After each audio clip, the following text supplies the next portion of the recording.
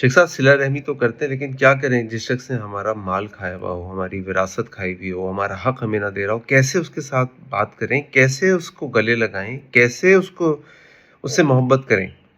دیکھیں اصل میں صلہ رحمی اسی کو کہتے ہیں۔ اگر تو آپ محبت کے بدلے محبت دیں تو یہ تو صلہ رحمی نہیں، تو بدلہ ہے۔ آپ تحفے کے بدلے تحفہ دیں تو صلہ رحمی نہیں ہے، تو بدلہ ہے۔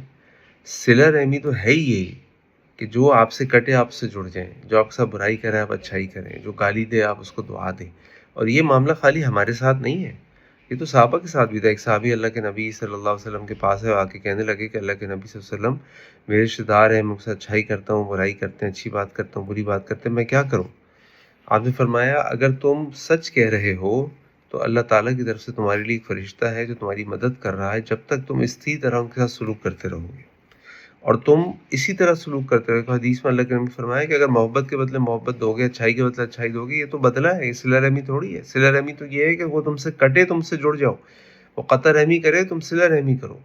تو یہ ہمارا امتحان ہے، واقعی بہت مشکل ہے، کہنا آسان ہے، لیکن اسی مشکل کے بدلے اللہ تعالیٰ ہم پر آسانیاں فرمائیں گے اور ہمیں جنت عطا فرمائیں گے۔ السلام علیکم ورحمۃ اللہ وبرکاتہ۔